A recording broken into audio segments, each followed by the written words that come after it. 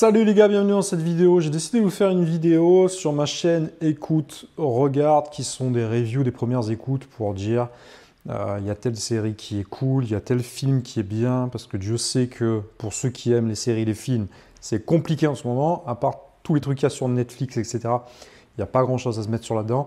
Et je suis également musicien, ingénieur son. J'ai roulé un petit peu ma bosse dans la musique. Et donc, je fais également des reviews de premières écoutes de morceaux. Donc, bon, moi, j'écoute de tous les styles de musique. J'ai commencé par le rap, je me suis mis après par la musique électronique, mais avec une grosse ambiance hip-hop, parce que ma musicalité en tant qu'adolescent venait de ce style de musique-là. Donc, je suis également artiste, producteur de musique.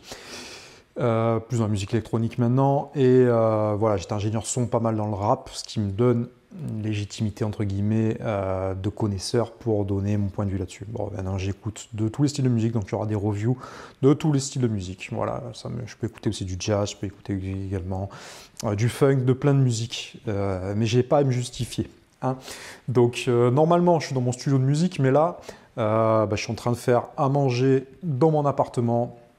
Ceux qui me connaissent savent que j'ai également une chaîne YouTube sur l'entrepreneuriat, une autre pour apprendre aux gens comment faire de la MAO, c'est-à-dire de la musique vraiment. Et je viens de lancer une chaîne de gaming. Donc j'aime YouTube, j'aime les vidéos. Bref, je voudrais faire une critique review du son Azerty de Booba, de B2O, parce que c'est, je pense, des premières écoutes qui font parler, évidemment, et moi, c'est un artiste que j'ai vu arriver, etc., voilà, depuis le début, depuis Lunatic, Temps Mort, etc.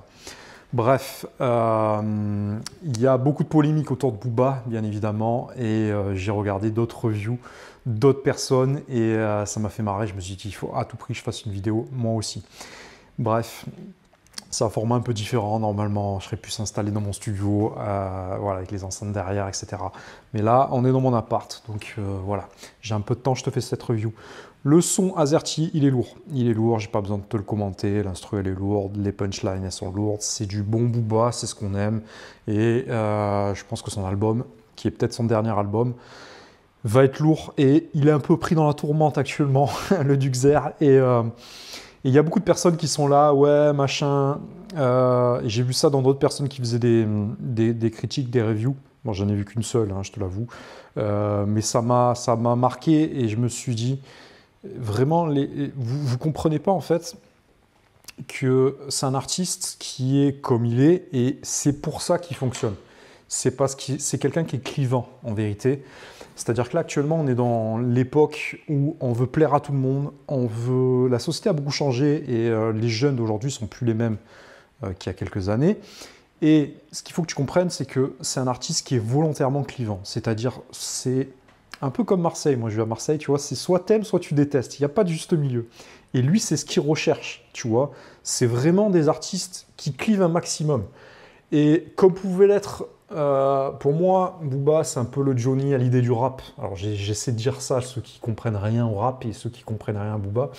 Mais c'est vrai que Johnny Hallyday, à un moment dans sa carrière, il a réussi à plaire à tout le monde. Tu vois, c'est devenu un petit peu une icône. Malheureusement, Booba, lui, il a une personnalité qui fait que il n'arrivera jamais à ce truc-là. En fait, lui, il maintiendra toujours ce truc-là de tu l'aimes et tu le détestes. Il ira volontairement piquer chacun et piquer dans ses punchlines. Il te mettra toujours des crasses pour que ça clive. Parce que c'est comme ça qu'il s'est fait connaître. C'est pas un artiste qui s'est fait connaître pour sa voix. Tu vois, au début, il avait une voix bizarre, machin. Il a bien travaillé son truc. Mais à la base, c'était pas gagné pour lui.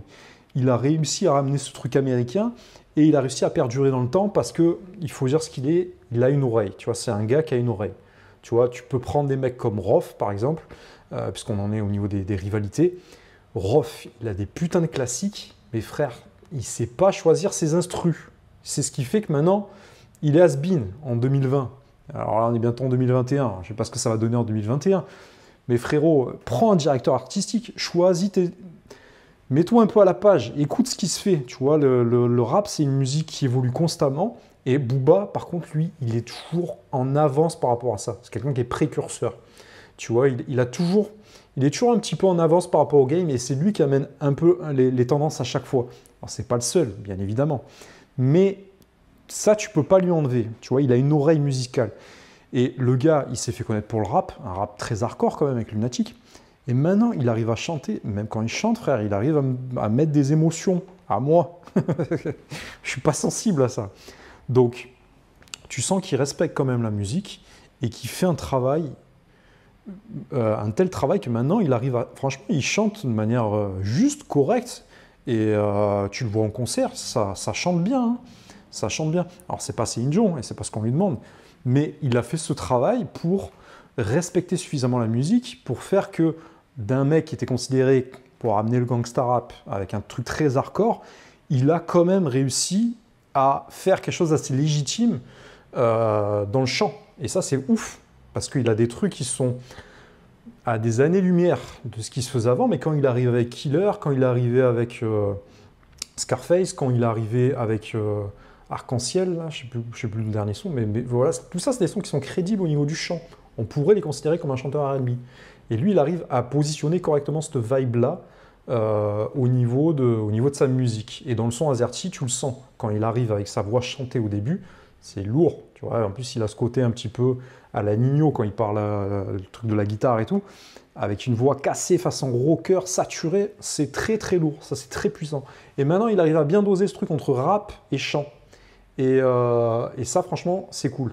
C'est cool, ça marche, et ça, je trouve ça respectable. Quand il n'en fait pas trop dans le chant, et que le dosage est bon, honnêtement, voilà, il a un côté passe-partout qui fonctionne, ça fonctionne très très bien.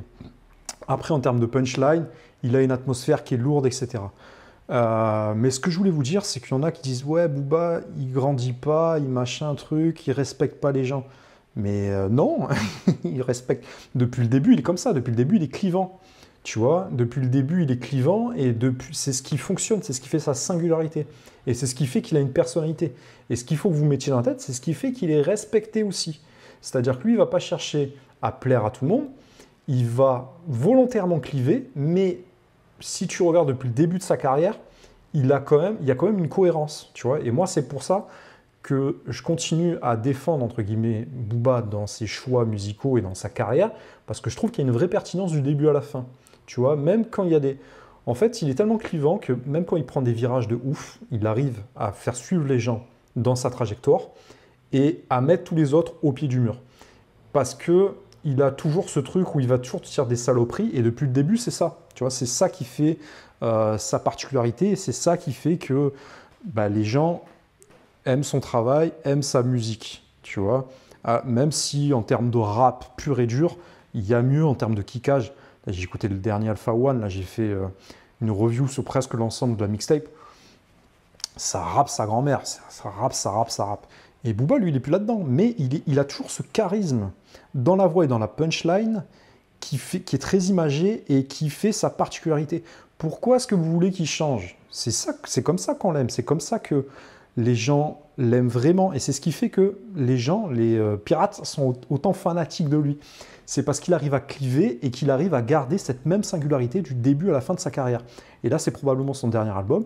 Et bien là, il est en mode seul contre tous. Et malgré tout, il maintient ce truc-là en mode « je vous baise ». Et ça, c'est ultra respectable à mon sens, qu'il n'essaie pas de plaire à tout le monde pour finir sur une pirouette, mais que lui, depuis le début, c'est la compète. Tu vois, c'est un compétiteur. Tu sens que le mec, c'est un Américain et qu'il amène ce côté business. Et il maintient ça dans le game et dans tous ses sons. Donc depuis le début, il dit que c'est moi le plus fort et je vais vous faire la misère jusqu'à la fin, quitte à tuer le rap.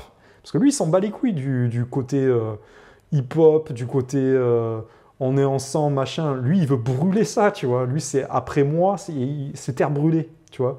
Et ça, c'est lourd. C'est lourd et à mon sens, c'est le seul qui a fait ça sans être mort, parce qu'il y en a qui sont en mode... rockstar dans le son aux États-Unis par exemple, mais ils vivent pas très longtemps. Tu vois, les mecs à la Tupac, etc. Et là, il y a je sais pas combien il y a eu de morts, etc. Mais lui, du début à la fin, c'est ça.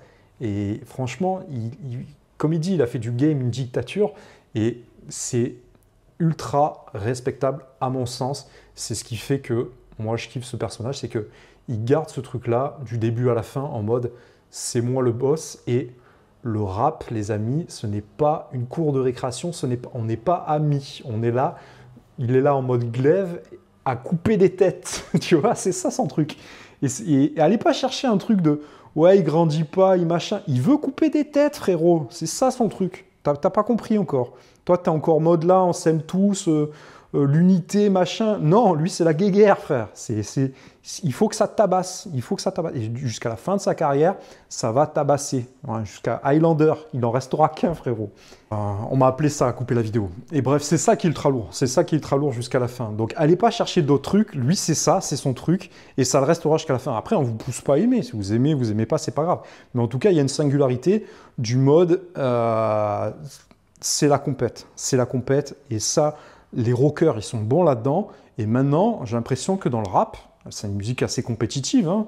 La vidéo a continué, bref, je vais essayer de la terminer avant que ça se termine, bref. Tout ça pour dire que voilà, c'est un artiste qui clive, t'aimes ou t'aimes pas, machin. T'aimes ou t'aimes pas, écoute pas, puis c'est tout.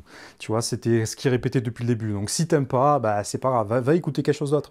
Mais t'es pas obligé, n'essaie pas de changer les gens. Quand ça fonctionne, quand il y a un truc qui fonctionne et quand les gens vous aiment pour quelque chose, il ne faut pas changer. Voilà, il faut garder ta personnalité, même si ça ne plaît pas à la terre entière. Donc lui, il a ce truc-là, et moi, je trouve ça vraiment bien qu'il ait ce truc-là. Après, c'est un artiste volontairement qui clive, donc les gens essaient de lui reprocher ce qu'il est, mais en vérité, lui, il s'en fout, il reste ce qu'il est, et c'est ce qui fait qu'il se met tout le monde à dos. Mais on a beau lui reprocher, ouais, t'es pas un mec de cité, machin truc à la base. Lui, depuis le début, dans ses sons, hein, il n'a jamais dit que c'était le mec qui était le pire mec de cité, etc. Après, il s'est mis à traîner dans le 92, au Pont de Sèvres ou autre. Moi, je ne connais pas sa biographie, va googler. Mais quand il s'est mis à traîner avec des gens de la rue, après, c'est là où il s'est approprié cette musique-là. Parce que les gens l'ont poussé quand il est rentré dans le truc Time Bomb, etc. Et en gros, ils ont fait, avec Lunatic, une fois que ils ont fait en sorte que lui, de lui donner cette force-là, bah, il a gardé cette force-là pour représenter les gens de la rue, tout simplement. Et au bout d'un moment, les gens lui reprochent d'avoir ce côté, il est métis, tu vois, il a une vision que les autres n'ont pas. C'est ce qui fait sa singularité. C'est-à-dire que sa mère est blanche, son père est noir, donc il faut pas lui reprocher, c'est ce qui fait sa force aussi, tu vois, c'est à la Bob Marley, et c'est ce qui fait sa singularité que les gens n'ont pas. C'est ce qu'on apprécie chez lui. Bref, je vais couper un petit peu là parce que ça va être trop long sinon. En gros, le son qui est sorti est lourd, je sais que son album va être lourd, c'est un artiste qui est clivant, donc prenez un peu de recul sur tout ce qui se fait. Après, il existe plein d'artistes, mais n'oubliez pas que c'est des artistes avant tout. Donc nous, c'est ce qu'on veut d'un point de vue artistique, moi qui ai bossé un peu dans le son, on veut au contraire des gens comme ça qui clivent.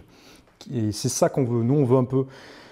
On veut de la fascination pour des gens qui gardent un ego et qui ont une confiance en eux et qui arrivent à imposer une vision artistique. Et c'est ça. Après, tu l'aimes ou tu l'aimes pas. Ça, évidemment, chacun a son avis là-dessus. Mais au bout d'un moment, les gars, il faut... Oh, réveillez-vous, on ne peut pas plaire à tout le monde. C'est pas possible. Et tu peux pas être toutes les couleurs à la fois, tu vois. Au bout d'un moment, il faut imposer ton art, tu vois, et une direction artistique. Une fois que tu l'as, il ne faut plus en changer. Puis c'est comme ça. Et tu peux pas être à la fois... bah, t'as compris quoi. On rentre dans une époque où désormais on veut tout et n'importe quoi, tu vois, c'est façon série Netflix où on veut passer par tous les sentiments et représenter tout en même temps pour cliver tout le monde. T'as beaucoup de marketing dans ce qui se fait et t'as du marketing de partout. Et au final, moi je trouve que ça quand même assez respectable d'avoir des artistes un petit peu avec des valeurs un peu à l'ancienne qui font que voilà, moi je suis comme ça et le marketing c'est une chose, mais l'art ça doit rester brut. Tu vois, et c'est ça, moi, que j'apprécie. C'est-à-dire, je te donne mon art, tu le prends, tu le prends pas. Au final, moi, je te l'ai donné comme il était.